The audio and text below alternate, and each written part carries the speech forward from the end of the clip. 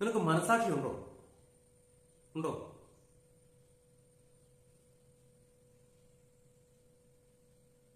Price the Lord. Hallelujah.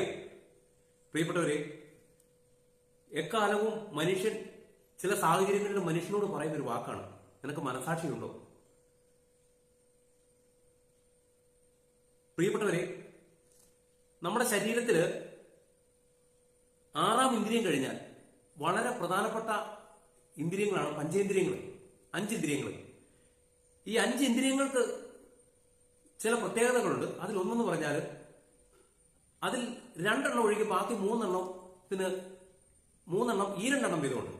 അതായത് കണ്ണുകൾ 2 ഉണ്ട്, കാതുകൾ 2 ഉണ്ട്, മൂക്കിന് 2 ദ്വാരമുണ്ട്. എന്നാൽ നാവും ത്വക്കും ഓരോന്നേ ഉള്ളൂ.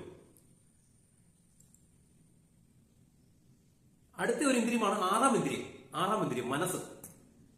ഈ മനസ്സിനെ പ്രവർത്തന സജ്ജമാക്കുന്നത് മനസ്സിലേക്ക് തുറന്നിരിക്കുന്ന ഇന്ദ്രിയങ്ങളാണ് പഞ്ചേന്ദ്രിയങ്ങൾ. ഈ പഞ്ചേന്ദ്രിയങ്ങൾ ഇല്ലെങ്കിൽ 6ാം ഇന്ദ്രിയം നിഷ്ക്രിയമായി. Praise the Lord. ഹല്ലേലൂയ. അപ്പോൾ നമ്മുടെ ശരീരത്തില് ഈ അടുത്ത ഒരു പ്രധാനപ്പെട്ട ഭാഗം എന്ന് പറയുന്നത് നമ്മുടെ ഹൃദയമാണ്. ഹൃദയത്തിലാണ് ഈശോ വസിക്കുന്നത്.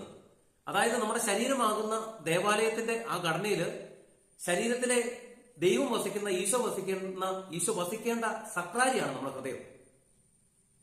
ഹൃദയത്തിനും നമ്മുടെ 6ാം ഇന്ദ്രിയമായ മനസ്സിനും ഇടയ്ക്കുള്ള ഒരു ഫിൽറ്റർ ഉണ്ട്. ഈ ഫിൽറ്ററാണ് മനസാക്ഷി. ഇതില് നമ്മൾ 6ാം ഇന്ദ്രിയത്തെ കുറിച്ച് പറഞ്ഞില്ല. 6ാം ഇന്ദ്രിയം എന്ന് പറയുന്നത് മനസ്സാണ്. അപ്പോൾ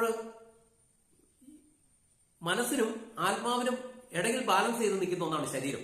അതായത് ശരീരം കൂടുതൽ വിശുദ്ധീകരിക്കപ്പെടണമെങ്കിൽ ശരീരം എന്തിനോട് ചേർന്ന് നിൽക്കണം? ആത്മാവിനോട് ചേർന്ന് നിൽക്കണം. മനസ്സിലായോ? എന്നാൽ ശരീരം ആത്മാവിൽ നിന്നകന്ന് മനസ്സിനോട് ചേർന്നാണ് നിൽക്കുന്നതെങ്കിൽ എന്ത് സംഭവിക്കും? മനസ്സ് പറയുന്നതൊക്കെ ആ ശരീരം കേൾക്കും. മനസ്സ് പറയുന്ന പറഞ്ഞാൽ മനസ്സിലൂടെ കൂടുതൽ സംസാരിക്കുന്നത് തിന്മയും ഈ ലോകവും ഒക്കെ ആയിരിക്കും. ശരീരത്തോട് കൂടുതൽ സംസാരിക്കുന്നത്, അതായത് മനസ്സാണ് സംസാരിക്കുന്നതെങ്കിൽ മനസ്സിലൂടെ കൂടുതൽ സംസാരിക്കുന്നത് സാത്താനും അതുകൊണ്ട് ഈ ലോകവും ഒക്കെ ആയിരിക്കും. എങ്ങനെയാണ് സാത്താനും ലോകവും ഒക്കെ മനസ്സിലൂടെ, അതായത് 6ാം ഇന്ദ്രിയത്തിലൂടെ നമ്മുടെ ശരീരത്തിലൂടെ കൂടുതൽ സംസാരിക്കുന്നത്?